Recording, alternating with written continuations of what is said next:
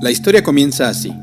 El 19 de julio de 2018, Da Guanshen abordó un vuelo en Belice con destino a Shanghái, pero cuando documentó su equipaje en el Aeropuerto Internacional de la Ciudad de México, donde hacía escala, los agentes aduanales percibieron un fuerte aroma a pescado fresco y le pidieron que abriera su maleta. A este hombre le encontraron 6 bolsas negras que contenían 81 piezas de caballitos de mar, pepinos marinos y vejigas de otros peces no identificados. La medicina tradicional china ve a los caballitos de mar como un medicamento que puede ayudar a fortalecer el riñón y equilibrar el yin-yang, con el objetivo de tratar la impotencia masculina y la infertilidad femenina. Vamos a platicar con Alejandro Melgoza, coautor del reportaje El comercio ilegal de caballitos de mar entre México y China, publicado en el sitio Diálogo Chino.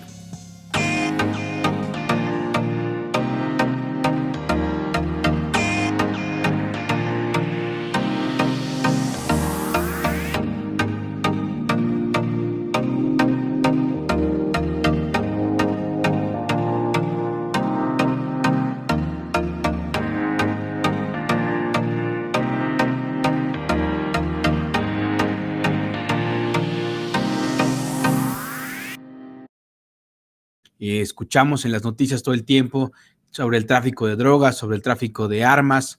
Gracias al trabajo que ha hecho nuestro invitado, hemos escuchado también sobre el tráfico de algunas especies marinas del norte del país, pero difícilmente escuchamos de un tema como este, así que el día de hoy nos parece que es un tema muy importante. Y para ello tenemos con nosotros a Alejandro Melgoza. Él es periodista de investigación, ha sido colaborador de medios como la Agencia Andalú, de la revista Proceso, del diario El Universal. Es también coautor del libro Tráfico de Animales y también es colaborador de la investigación en la que se basó el documental de Netflix Las 3 muertes de Marisela Escobedo. Me da mucho gusto tenerte con nosotros hoy, Alex. Bienvenido. Muchas gracias, Mau, por el espacio. Es un honor estar aquí contigo, platicar de este tema tan riquísimo que hace falta exponerlo, ¿no? Sobre todo en nuestro contexto. Pues primero, para entender el tema, ¿para qué se utilizan los caballitos? ¿Para qué utilizan los caballitos de mar quienes los compran en el mercado negro? Mira, hay diferentes usos. No solo abarca un amplio uso de afrodisíacos, de problemas de disfunción eréctil o aumentar potencia sexual, sobre todo en el contexto de consumo de especies marinas y otras más para dar este efecto, sino también es para tés medicinales.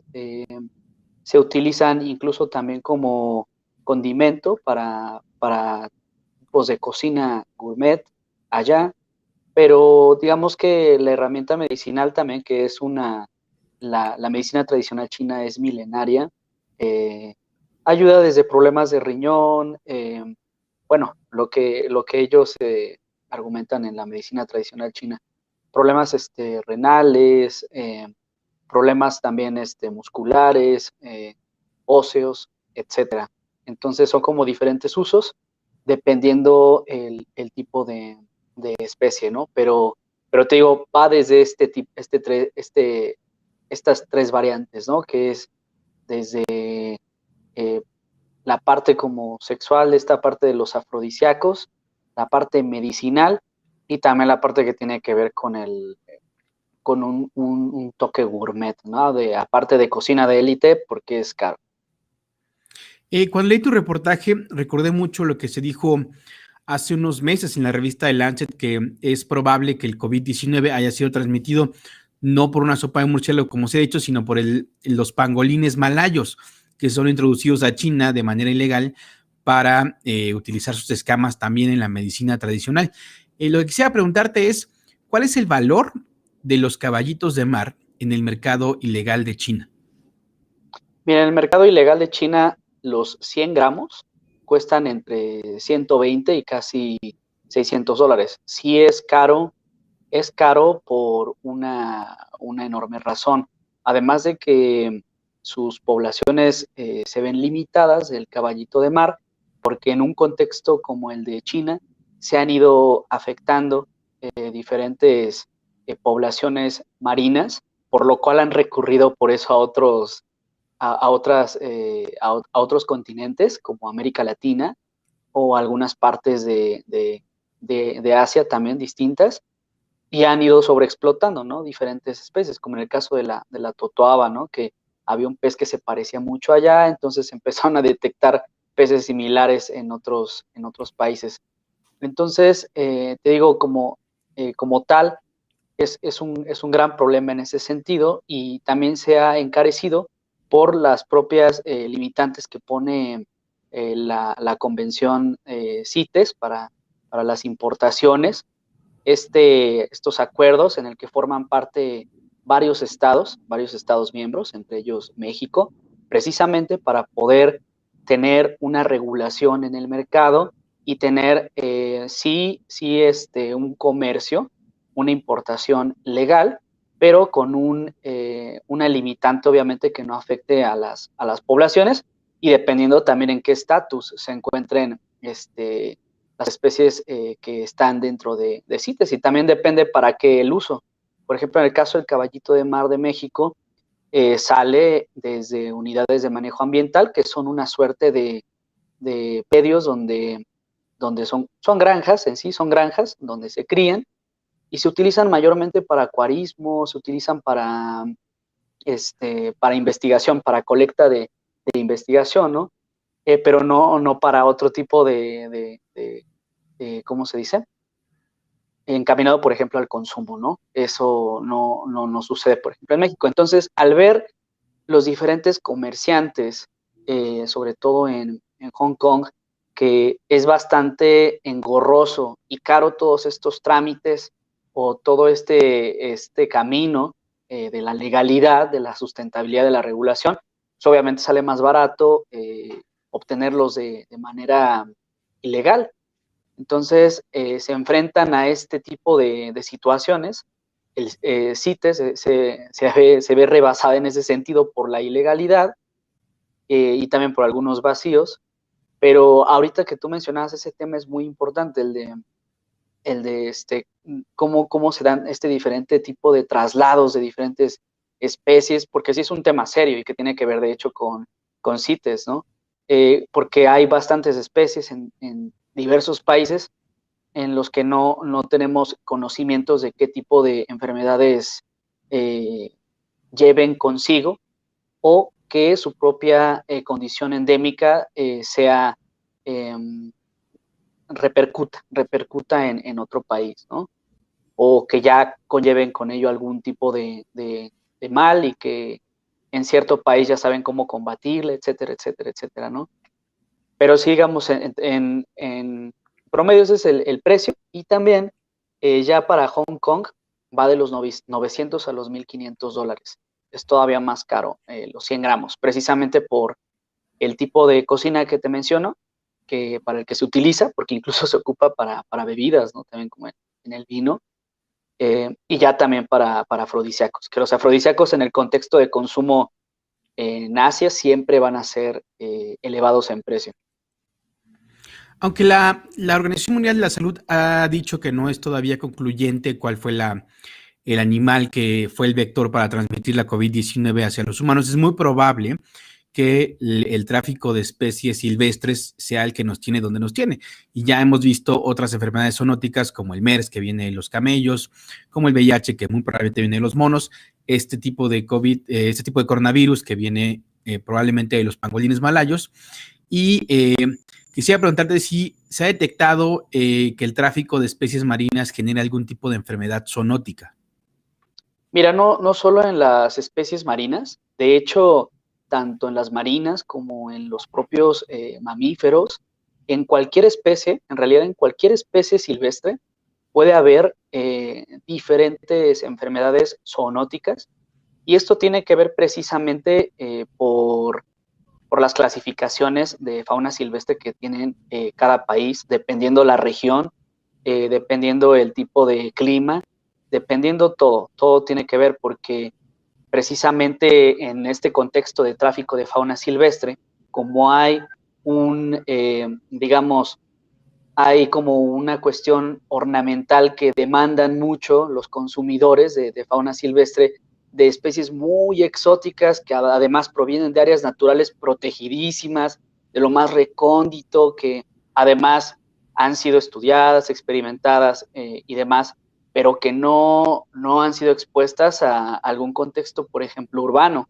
y que no conocemos precisamente qué enfermedades zoonóticas pueden cargar en sí. Entonces, ya el mismo intercambio de tráfico, el mismo tráfico tanto legal como ilegal de especies sin una regulación, sin la debida atención de las áreas sanitarias, es un tema bastante serio. De hecho, es muy serio porque, y lo veía con el caso de los controles que tiene Profepa y también Zagarpa, ¿no? Aquí en el Aeropuerto Internacional de la Ciudad de México, pues se les van bastantes especies porque hay unas que ni siquiera conocen, por ejemplo, o también por el propio flujo, ¿no? Entonces, desde luego que esto impacta y de hecho es un tema que me parece que la propia COVID-19, la propia pandemia, va a tener que discutirse muy férreamente en los nuevos, ¿cómo se dice? En las nuevas discusiones de los Estados miembros en CITES, porque una crítica que hace directamente los papers de Sarah Foster, estudiosa del caballito de mar, de la UBC,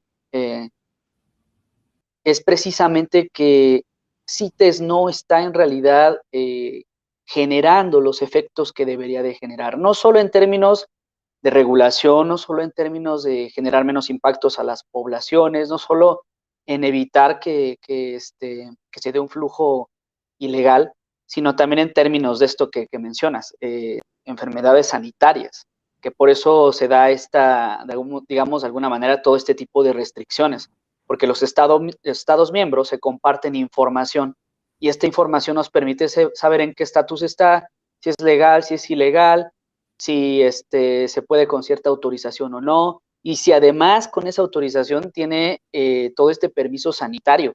Entonces es un tema bastante serio. Y volviendo a ese tema muy específico, los caballitos de mar, hay dos preguntas que quisiera hacerte. Primero, ¿cómo los capturan los cazadores furtivos? Y si dentro de estos métodos para capturarlos se afecta a otras especies. Corrígeme si me equivoco, pero me acuerdo mucho que en algunos de tus reportajes decías que la totuaba, la caza ilegal de la totuaba estaba afectando a otras especies como la vaquita marina. Esas son las dos preguntas. ¿Cómo se capturan y a qué otras especies afecta su caza ilegal?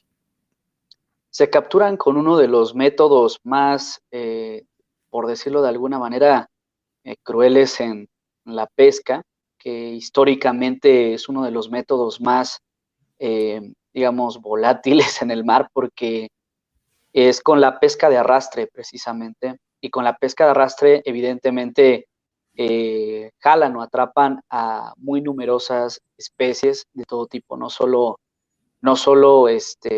como tal por ejemplo, camarones que pesquen, sino también se llevan tortugas, se llevan crustáceos, se llevan medusas, se llevan todo tipo de especies, incluso, incluso mamíferos marinos todavía más grandes.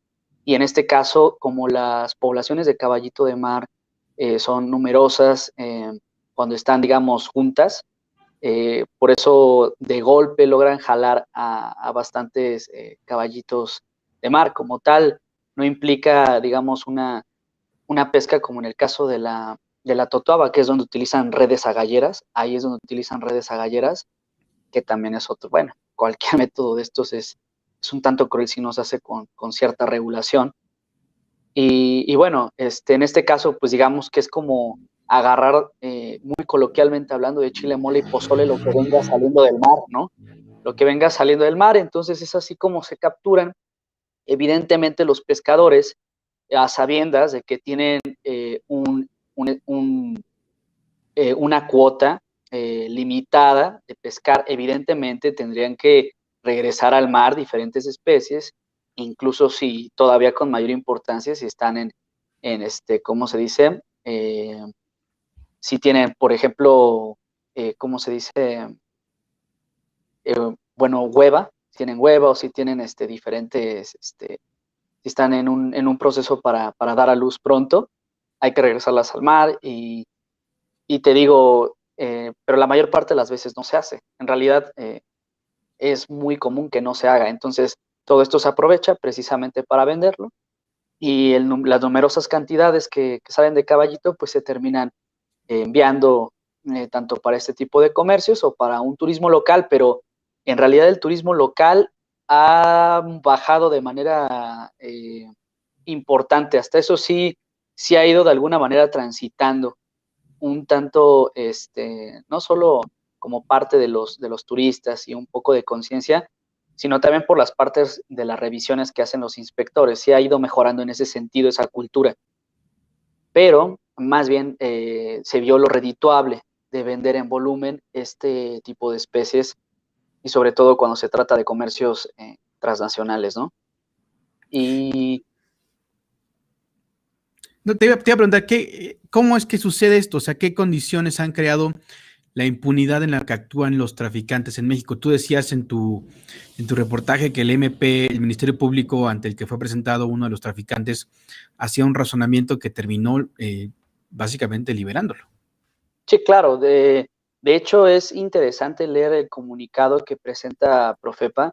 Profepa presenta ese caso como una sentencia histórica y es interesante porque pues cuando hicimos la revisión de este caso, del expediente, de todo el estatus, pues era una sentencia histórica entre comillas, ¿no? Porque en realidad lo que hicieron fue un procedimiento abreviado, nada más que precisamente por lo complicado que puede ser para el Ministerio Público y el tiempo que puede llevarles y lo complicado de demostrar los fines comerciales, porque digamos que pues en un juicio pues podía alegar, en este caso Daquansen, cualquier cosa, podía alegar no tener una mala fe para, para llevarlo. Entonces, a pesar de que tenía elementos en la flagrancia en ese momento del Ministerio Público, pues finalmente se llega a un procedimiento abreviado para resolverlo de la manera más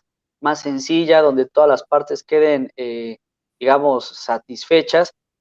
Y salió al par de meses de aquí de México y con la condición de que no regresara al país. Entonces, tomemos en cuenta que son muy pocas las veces donde han logrado encontrar casos como este, sobre todo en flagrancia y sobre todo con este tipo de especies, porque no es gratuito que además de caballito de mar, lleve pepino de mar y eh, llevaba buches de otro tipo de especies que no eran detectadas aquí en México. Entonces hablaba de alguien que si bien no se le puede catalogar como traficante, sí tenía los elementos por lo menos de comercialización y de todo este asunto de llevarlo a un área federal, que es como un aeropuerto internacional y con un destino internacional, que es a Shanghái. Entonces, estábamos viendo que habían especies, incluso en el caso del pepino de mar que llevaba, que era, pues es una especie que incluso ya se cataloga como delito de crimen organizado, ¿no? De quienes han participado en su tráfico y venta, ¿no? Entonces, realmente los casos de Profepa sistemáticamente, no solo en el caso de Caballito de Mar, sino en todos los que te imaginas, tienen una gran debilidad que es eh, estar dotados administrativamente, pero no penalmente. Entonces, no tienen abogados muy bien capacitados en materia penal ambiental.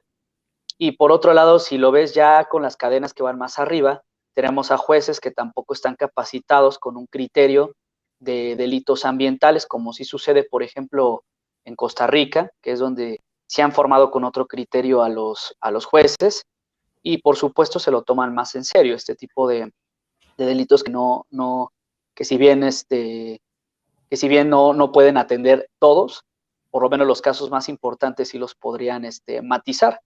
Y en este caso, como te digo, desde la cadena de lo policiaco, de lo ministerial, pasando hasta los jueces, no se toman muy en serio los delitos penales ambientales. Y un ejemplo muy claro es, nada más dos datos duros, el informe en 2015 que presenta la 1DC de delito de vida silvestre y de flora y fauna silvestre, ya recomendaba desde ese tiempo a la Profepa dotar de facultades penales y transitar hacia un modelo penal para poder ser una policía ambiental con facultades de investigación.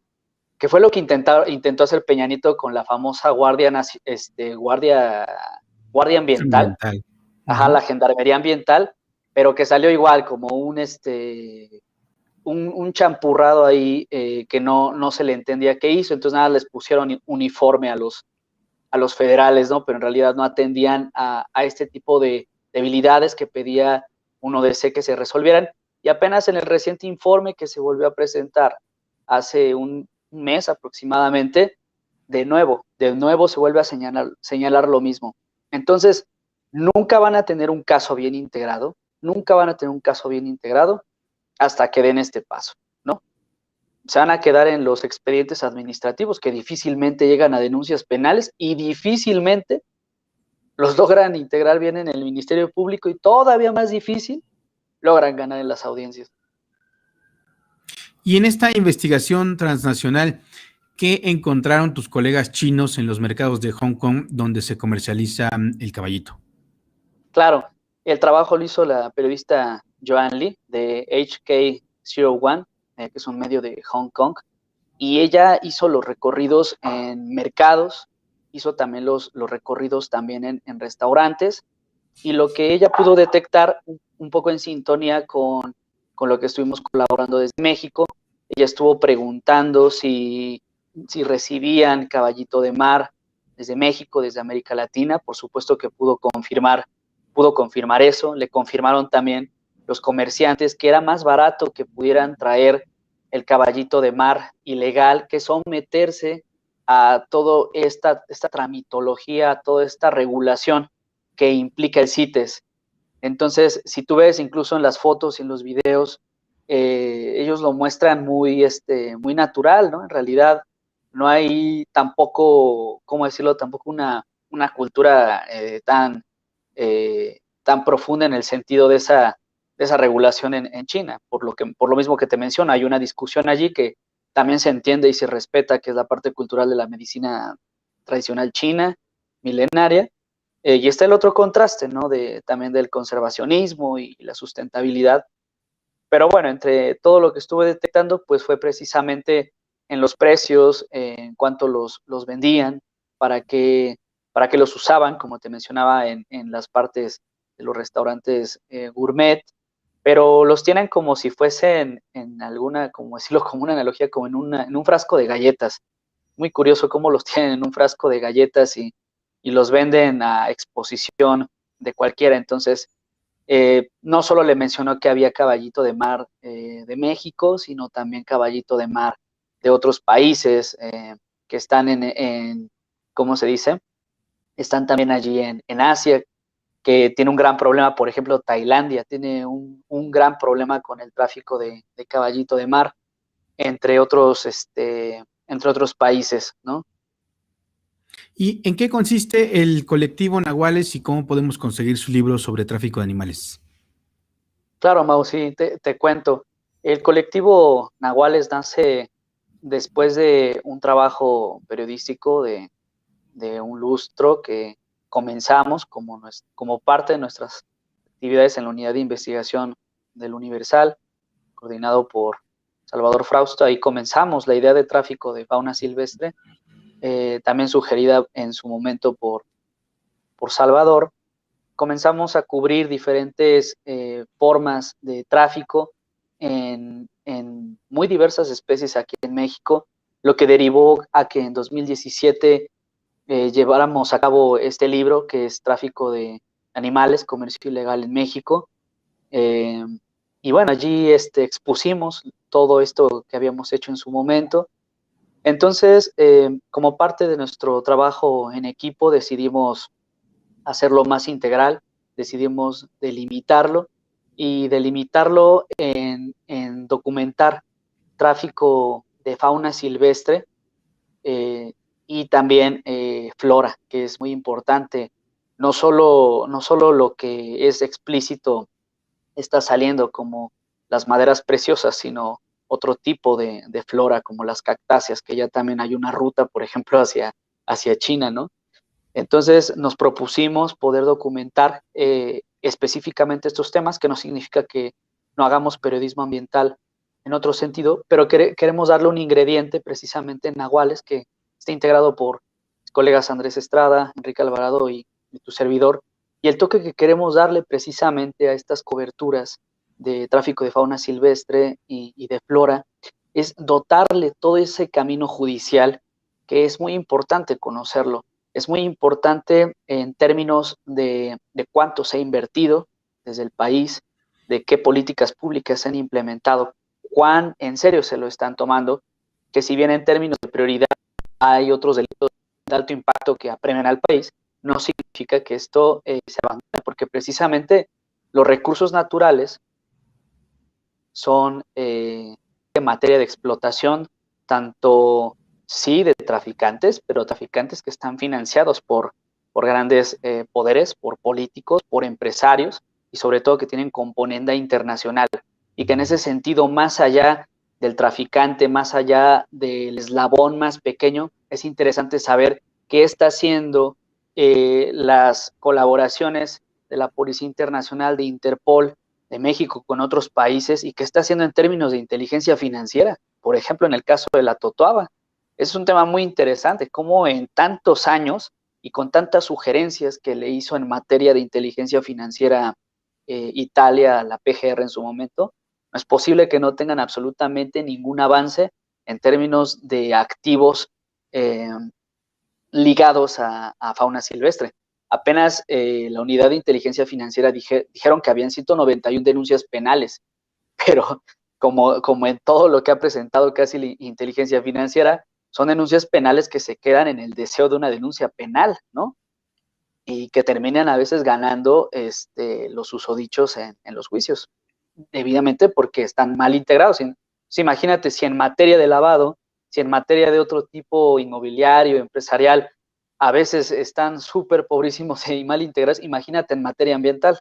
Es un gran problema, pero las pistas las tienen y bueno, digamos que como parte de esto que estamos haciendo en equipo queremos irnos por esa línea. Sí nos interesa exponer la importancia ambiental que tiene, pero también qué hay detrás, qué hay en los juicios, qué hacen los ministerios públicos, qué está haciendo toda esta cadena al respecto. Pues ahí está un análisis muy completo. ¿Cómo los podemos seguir en redes sociales?